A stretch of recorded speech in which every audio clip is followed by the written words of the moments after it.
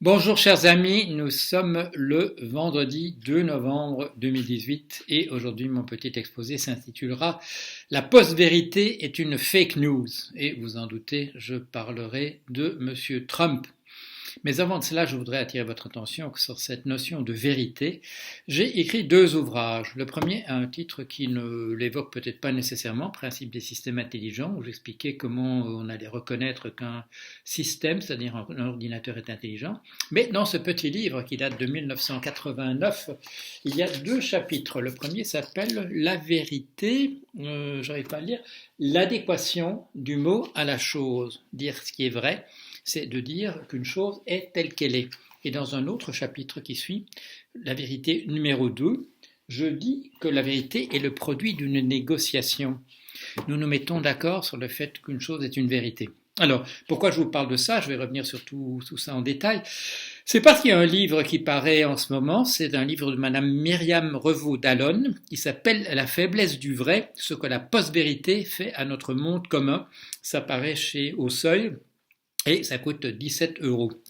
Et je dois vous avouer que je n'ai pas encore lu ce livre. Le compte-rendu, son compte-rendu dans le journal Libération, le 19 octobre, par monsieur Thibault Sardier, s'appelle La post-vérité attaque le socle de notre monde commun. Et en fait, c'est une interview, c'est un entretien avec madame Myriam Revaud-Dallon. Alors pourquoi est-ce que je vous en parle? Parce que j'ai l'impression que cette dame me prend le problème tout à fait à l'envers, c'est-à-dire en fait qu'elle se trompe profondément sur la manière d'aborder les choses. Pour ce que je peux en lire, non pas dans l'ouvrage entier, mais dans cet entretien qu'elle a accordé à Libération.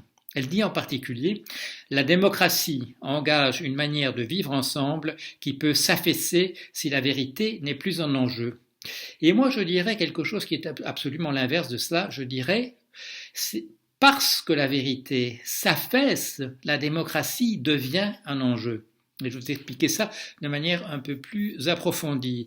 À un autre endroit de cet ouvrage, la dame dit « Nous entrons dans une ère qui n'est pas celle du mensonge généralisé, mais où le partage entre vrai et faux n'est plus opératoire. La vérité elle-même devient dépourvue de sens. Cela ne s'était jamais produit auparavant, sauf avec le négationnisme. C'était la première fois à l'époque, c'est la première fois à l'époque contemporaine que la réalité d'un fait a été niée sous les yeux de ceux qui en avaient été les témoins.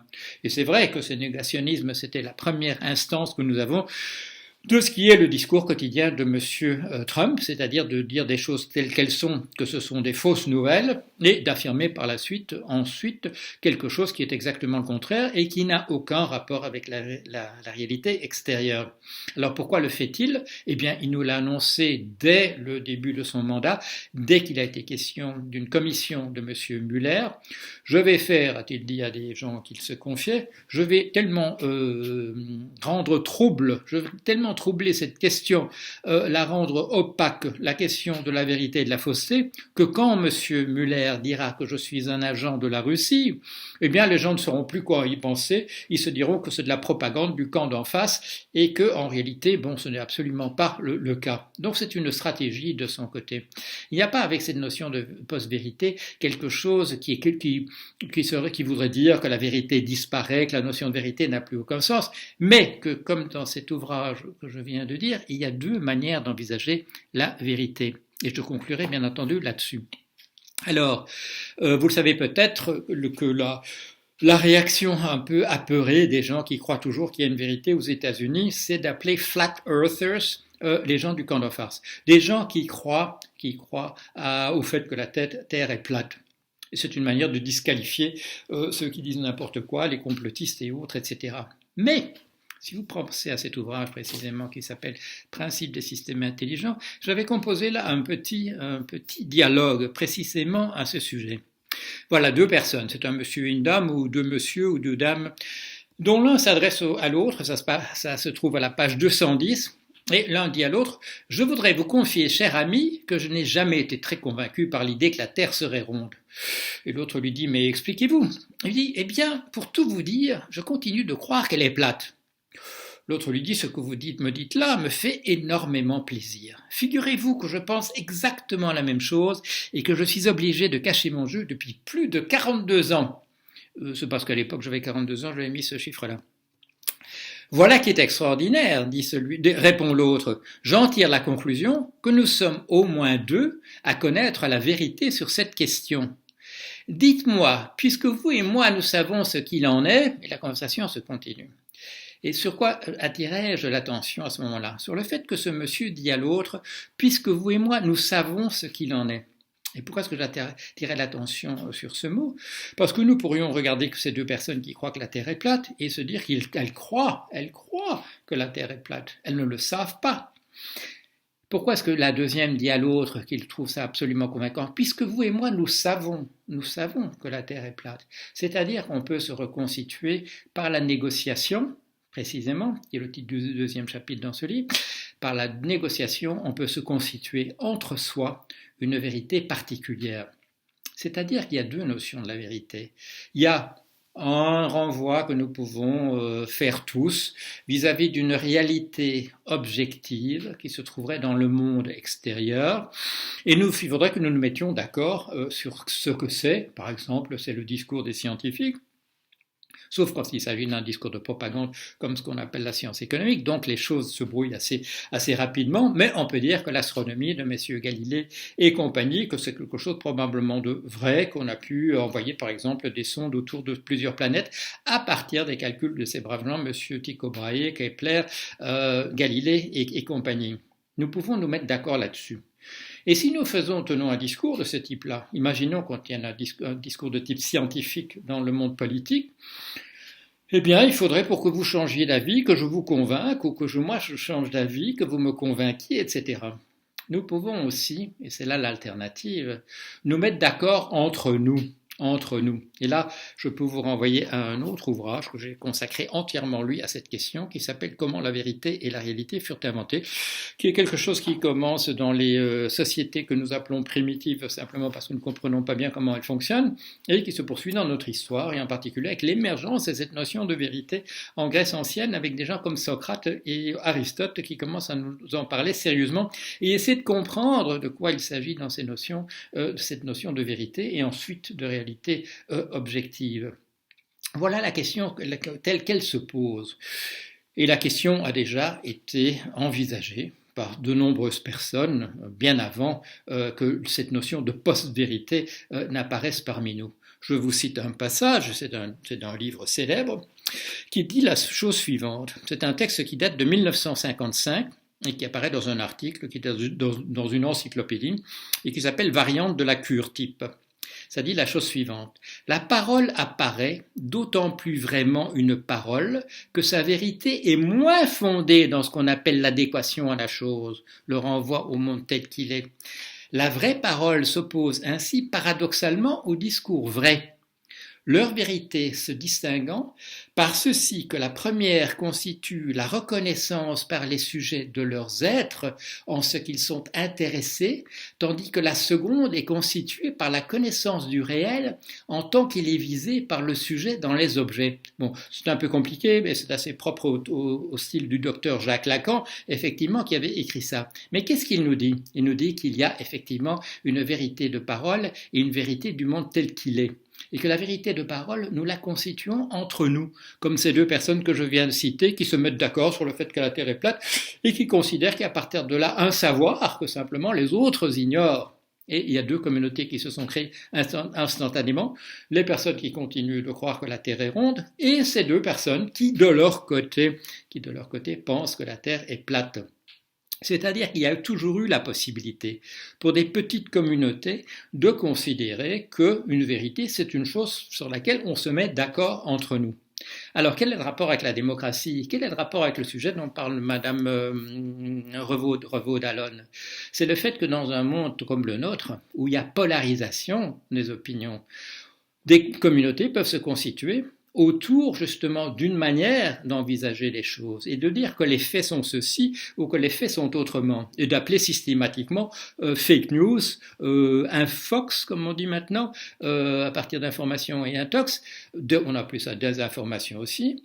Chaque communauté peut considérer qu'elle parle de la vérité et que les autres font de l'intoxication, que ce sont des fake news, etc., etc. Qu'est-ce qui nous fait penser que tout ce que dit M. Trump et tous ses amis est de désinformation, que ce n'est pas vrai? C'est parce que par rapport à ce discours commun, par exemple, de la réalité scientifique, et comme le dit Madame Revaud-Dallon, quand M. Trump dit qu'il faisait très beau le jour de son inauguration ou qu'il y avait beaucoup de monde et qu'on voit des photos qui prouvent non seulement qu'il n'y avait pas beaucoup de monde mais qu'il pleuvait, nous pouvons dire oui mais c'est des fake news, c'est des fausses nouvelles. Pour les partisans de M. Trump, il faisait beau ce jour-là et ils étaient très nombreux. Et ils s'en foutent absolument des photos que nous faisons. Ce n'est pas leur problème. Qu'est-ce que ça veut dire? Quand on parle de post-vérité, on révèle simplement en surface que notre monde est polarisé. Qu'on peut dire que les journalistes disent tous la vérité ou qu'ils disent tous des mensonges. On peut dire ça parce que deux communautés sont en train de s'affronter. Et qu'est-ce que ça veut dire en termes un peu de, je dirais, de politologie, de sciences politiques? Ça veut dire qu'on entre, chers amis, dans des situations post-révolutionnaires, pré-révolutionnaires, excusez-moi, on n'est pas encore dans le post-révolutionnaire, des situations pré-révolutionnaires où deux camps sont simplement montés les uns contre les autres. Il n'y a pas de vérité, de post-vérité, la vérité c'est toujours la vérité, il y a des nouvelles qui sont vraies et il y a des nouvelles qui sont fausses par rapport au monde tel qu'il est, mais nous avons une polarisation, une fracture absolue dans nos sociétés qui fait qu'il y a deux vérités qui sont tenues, des vérités qui sont d'ordre opposé, ce sont des représentations du monde opposé et qui montrent qu'il va y avoir du grabuge entre ces communautés. C'est plus fort en ce moment aux États-Unis où on est, comme je vous le répète à longueur de journée, on est au bord d'une guerre civile parce qu'il y a deux vérités qui sont concurrentes, qui n'ont aucun rapport les unes avec les autres. Pour les autres, pour les uns, il y a en ce moment, dans quelques jours, le 6, des élections qui vont avoir lieu où le problème c'est de se débarrasser d'un proto-fasciste qui est en train de prendre le pouvoir une fois pour toutes et qui va essayer de transformer la démocratie, relativement entre guillemets, aux États-Unis, mais enfin ça ressemble encore un peu à une démocratie, en un système autoritaire de type péroniste ou pire encore fasciste ou nazi. Et de l'autre côté, il y a des gens qui considèrent qu'il est impératif, comme le fait M. Trump, d'envoyer 5000 troupes, si pas 15 000, à la frontière du Mexique, parce qu'il y a une armée d'immigrés qui voudraient entrer dans le pays et submerger les États-Unis sous leur coup de boutoir de pauvres airs, de gens en déshérence, de gens qui ne savent plus où aller et qui constitueraient un drame absolu, une menace absolue pour les États-Unis. Alors, vous avez compris de quel côté je me situe.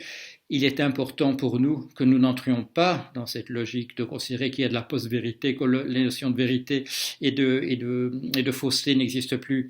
Ce serait permettre au camp d'en face d'avoir emporté la victoire. N'entrons pas sur ce terrain. Il y a une vérité des faits, des choses qui collent. Il y a une adéquation des mots à la chose.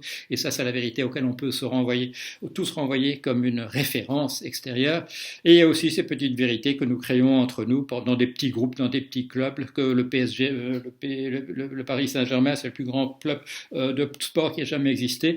Ça ne dérange personne tant que ça reste entre personnes qui pensent la même chose. Et en face, vous aurez d'autres personnes qui pensent que dans telle ville ou telle autre, il y a aussi là l'équipe de football ou l'équipe de rugby qui est la plus grande du monde et que rien n'a jamais pu l'égaler. Ce n'est pas très dangereux pour nos sociétés. Mais quand s'instille cette idée que la vérité n'existe plus, comme des gens comme M. Heidegger, qui était quand même pas lié au parti nazi de manière accidentelle, quand ces gens essaient de nous persuader qu'il n'y a plus de vérité, qu'il n'y a plus de référence, que n'importe qui peut dire n'importe quoi, à ce moment-là, c'est effectivement la démocratie est en danger. Et c'est pas parce que la démocratie est en danger que la vérité disparaît, c'est parce que la notion de vérité disparaît que la démocratie est en danger. Mais c'est à cette occasion-là, c'est parce que deux camps se montent les uns contre les autres que la démocratie et la vérité sont remises en cause. Voilà, allez, à bientôt.